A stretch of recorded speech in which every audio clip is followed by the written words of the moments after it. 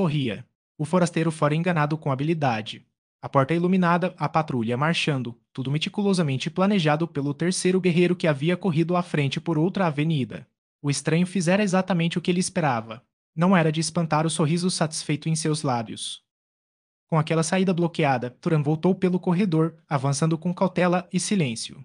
De tempos em tempos encontrava uma porta, ora à esquerda, ora à direita, todas firmemente trancadas. O corredor se tornava mais irregular quanto mais ele avançava. No final, uma porta bloqueava o caminho à direita, porém, outra se abriu e ele entrou num aposento fracamente iluminado, com 3 outras portas nas paredes. Tentou-as, 2 estavam trancadas, a terceira dava para uma escada em espiral que descia. Enquanto descia com a espada curta em punho, uma porta atrás dele se abriu e o terceiro guerreiro seguiu, com um sorriso frio ainda nos lábios. No fim da escada, Turan encontrou um pequeno corredor e uma porta pesada. Encostou o ouvido, silêncio. Empurrou-a suavemente, ela cedeu. Diante dele havia uma câmara de teto baixo e piso de terra. Outras portas se alinhavam nas paredes, todas fechadas. Mal entrou, ouviu um clique abafado atrás dele. Girou com a espada pronta, estava só, mas a porta por onde entrar agora estava trancada. Saltou até ela e tentou abri-la, em vão. Deixou de lado a cautela, já sabia que não se tratava de acaso. Atirou o corpo contra o painel, mas a madeira espessa resistiu como aço. Do outro lado, ouviu uma risada baixa. Rapidamente examinou as demais portas. Todas trancadas. O olhar varreu o aposento, uma mesa e um banco de madeira, anéis de ferro presos às paredes com correntes enferrujadas, sinistros indícios do uso do lugar. No chão, buracos abertos junto à parede, tocas de grandes ratos marcianos, talvez. Observava isso quando, de repente, a fraca luz se apagou. A escuridão tornou-se total. Tateando, encontrou a mesa e o banco. Arrastou o banco até a parede, puxou a mesa diante dele e se sentou, espada firme nas mãos. Se viessem, ao menos lutaria. Ficou ali, esperando, sem saber o que. Nenhum som chegava à sua masmorra subterrânea. Reviu mentalmente tudo o que acontecera, o portão aberto e sem guardas, a porta iluminada, o avanço exato dos guerreiros, o labirinto de corredores e salas trancadas que o haviam conduzido à prisão subterrânea. Por meu primeiro ancestral, exclamou. Foi um tolo. Armaram-me uma cilada perfeita e me capturaram sem risco para eles. Mas para quê? Gostaria de saber a resposta. Então pensou na garota, esperando por ele lá na colina, além da cidade, e ele jamais voltaria. Conhecia os modos dos povos selvagens de Barsum. Não, jamais voltaria. Desobedecera a ela. Sorriu ao recordar as ordens suaves de seus lábios, e agora perdera a recompensa. Mas e ela? Qual seria o destino dela agora, faminta diante de uma cidade hostil, tendo apenas um Caldani humano por companhia? Um pensamento terrível lhe atravessou a mente. Ela lhe contara os horrores que presenciara nas tocas dos Caldanes, e ele sabia que se alimentavam de carne humana. E que estava faminto. Se comesse seu ricor, ficaria indefeso, mas ali havia sustento para ambos, Caldane e corpo. Bram amaldiçoou a si mesmo. Por que a deixara? Teria sido melhor morrer ao lado dela, sempre pronto para protegê-la, do que deixá-la nas mãos daquela criatura monstruosa. De repente, um cheiro forte encheu o ar. Ele oprimia seus sentidos, trazendo sonolência. Tentou levantar-se para resistir ao torpor crescente, mas as pernas fraquejaram e ele voltou a cair sobre o banco. Logo a espada escapou de seus dedos e ele tombou sobre a mesa, a cabeça apoiada nos braços. Enquanto isso, Tara de Hélio, vendo a noite avançar sem o retorno de Turan, ficava cada vez mais inquieta. Quando o amanhecer surgiu sem sinal dele, compreendeu que ele falhara. Mais que o medo por si mesma, um sentimento de tristeza a dominou, tristeza e solidão. Percebeu quanto havia passado a depender daquele Pantan, não apenas por proteção, mas por companhia. Sentia sua falta e, ao senti-la, entendeu subitamente que ele significava mais que um simples guerreiro contratado. Era como perder um amigo antigo e querido. Levantou-se de seu esconderijo para ter melhor visão da cidade. O Doar da oitavo Tandiltar, Jidak de Manator, retornava ao amanhecer para Manator após uma breve incursão a uma vila próxima. Ao contornar as colinas ao sul da cidade, seus olhos aguçados perceberam um leve movimento entre os arbustos, próximo ao cume do morro mais próximo. Freou sua montaria feroz e observou com atenção. Viu uma figura erguer-se, de costas para ele, olhando em direção a Manator, além da colina. Venham! Chamou-lhe para seus seguidores e, com uma palavra ao seu toate, virou a fera em um galope rápido colina acima. Atrás dele vieram seus 20 guerreiros selvagens, os pés macios de suas montarias silenciosos sobre a relva fofa. Foi o tinir de armas e arreios que fez Tara de Hélio se virar de repente encarando-os. Ela viu uma vintena de guerreiros com lanças abaixadas avançando contra ela. Ela olhou para Geek. O que o Homem-Aranha faria numa emergência dessas? Viu rastejar até seu rigor e conectar-se a ele. Então levantou-se, o belo corpo mais uma vez animado e alerta. Ela pensou que a criatura se preparava para fugir. Bem, não faria muita diferença para ela. Contra aqueles que subiam a colina, um espadachim medíocre como Geek era pior que nenhuma defesa. Depressa, Geek. Ela o advertiu. Volte para as colinas. Talvez encontre lá algum esconderijo. Mas a criatura apenas deu um passo para se colocar entre ela e os cavaleiros que se aproximavam, desembainhando a espada longa. É inútil, Geek, ela disse ao perceber que ele pretendia defendê-la. O que uma única espada pode fazer contra tantos? Posso morrer apenas uma vez, respondeu o Kaldani. Você e seu Pantan me salvaram de Lud, e eu apenas faço o que seu Pantan faria se estivesse aqui para protegê-la. É valente, mas é inútil, ela insistiu. Guarde sua espada. Talvez eles não queiram nos fazer mal. Ick baixou a ponta da arma até o chão, mas não a embainhou, e assim os dois ficaram, esperando, enquanto Uldor, o anão, parava seu toate diante deles e seus 20 guerreiros formavam um círculo irregular ao redor. Por um longo minuto, Uldor permaneceu montado em silêncio, observando atentamente primeiro Taradielio e depois seu companheiro monstruoso. Que tipo de criatura é você? Perguntou afinal. E o que fazem diante dos portões de Manator? Viemos de terras distantes, respondeu a moça, e estamos perdidos e famintos. Pedimos apenas comida, descanso e a permissão de seguir nosso caminho em busca de nossos lares. O Dor abriu um sorriso sombrio. Manator e as colinas que aguardam são tão antigas quanto o próprio tempo, disse ele. Mas em todas as eras desde que Manator surgiu, não há registro algum de um estrangeiro que já tenha deixado Manator. Mas eu sou uma princesa, exclamou ela com altivez.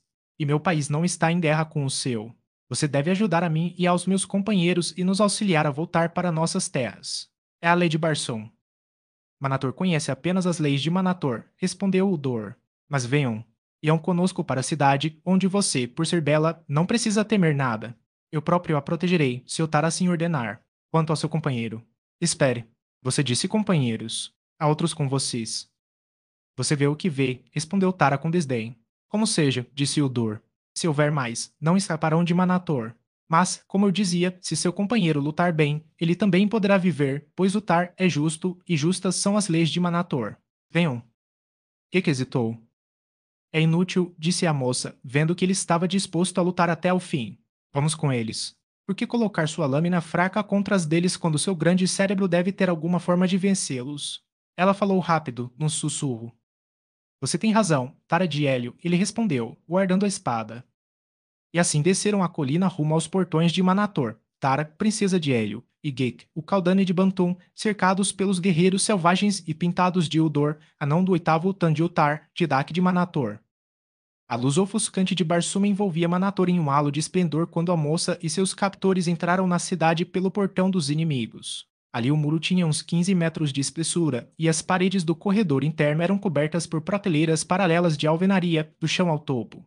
Nelas, em longos nichos horizontais, alinhavam-se fileiras de pequenas figuras que pareciam estatuetas grotescas de homens, o cabelo negro tão comprido que caía além dos pés e às vezes alcançava a prateleira inferior.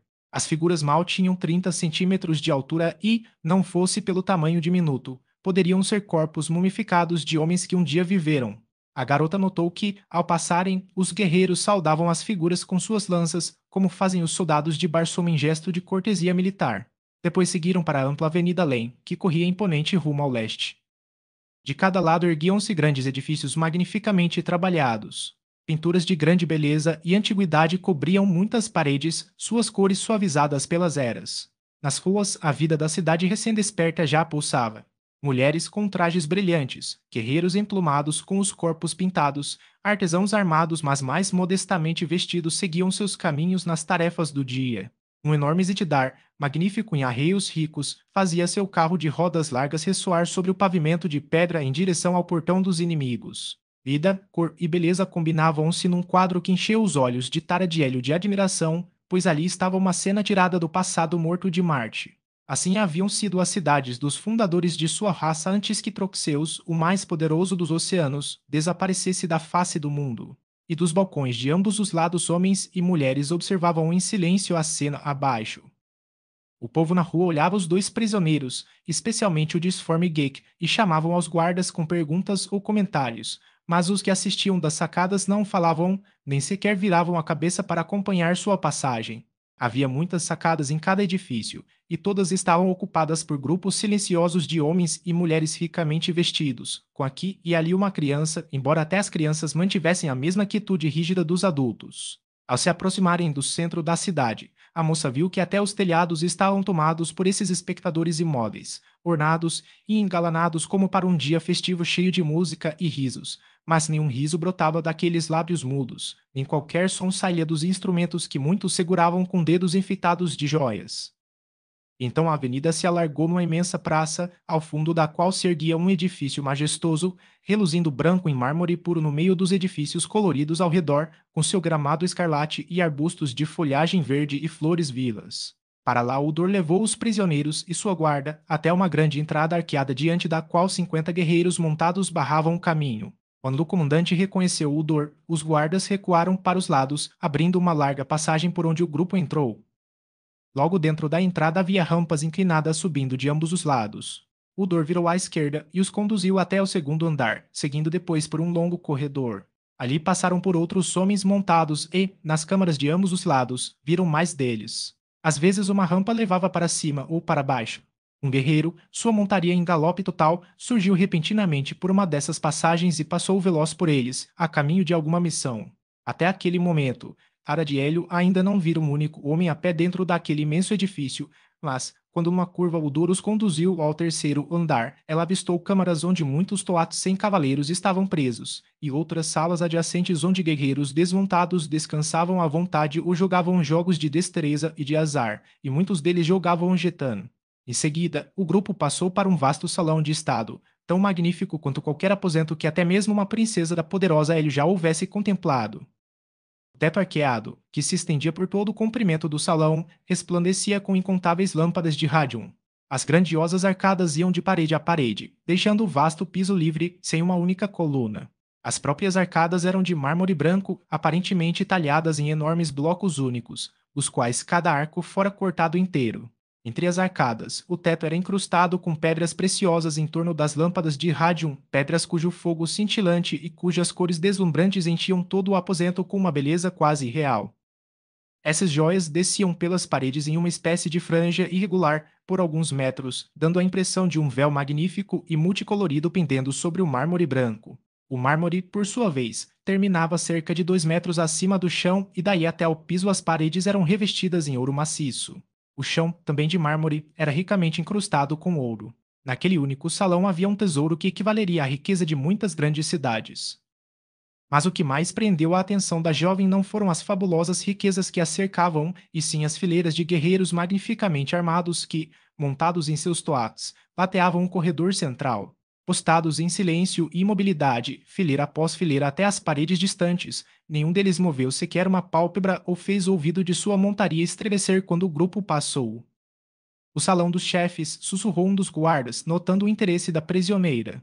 Havia orgulho em sua voz e também um toque de reverência. Logo depois, atravessaram um grande portal e entraram em outra câmara, um aposento quadrado e espaçoso onde uma dúzia de guerreiros montados descansava em suas celas. Assim que Udor e seu grupo adentraram o recinto, os guerreiros se endireitaram de súbito, formando uma linha diante de outra porta na parede oposta. O padoar que comandava o destacamento saudou Udor, que parou com seus prisioneiros diante da guarda. Envie um mensageiro ao Tar, ordenou Udor, dizendo que Udor traz 2 prisioneiros dignos da atenção do grande Jidak, um por sua extrema beleza, o outro por sua extrema feiura. O Tar está em conselho com os chefes menores, respondeu o tenente, mas as palavras de Udor, o Duar, serão levadas a ele. E deu ordens a um guerreiro que esperava montado atrás dele. Que criatura é essa, o macho? Perguntou-lhe então a Udor. Não podem ser ambos da mesma raça. Foram encontrados juntos nas colinas ao sul da cidade, explicou Udor, e afirmam estar perdidos e famintos. A mulher é bela, comentou o Padoar. Não há de mendigar por muito tempo na cidade de Manator. Depois, passaram a conversar sobre outros assuntos, as novidades do palácio, a expedição de Udor, até que o mensageiro retornou dizendo que o Tar ordenava que levassem os prisioneiros à sua presença. Atravessaram então uma imponente porta, que ao se abrir revelou o vasto salão do conselho de Utar, de Dak de Manator. Um corredor central estendia-se desde a entrada até os degraus de um estrado de mármore, sobre o qual se erguia um trono monumental. De cada lado do corredor alinhavam-se fileiras de mesas e cadeiras ricamente entalhadas em esquilo, uma madeira nobre e belíssima. Apenas algumas mesas estavam ocupadas, as da primeira fila, logo abaixo da tribuna.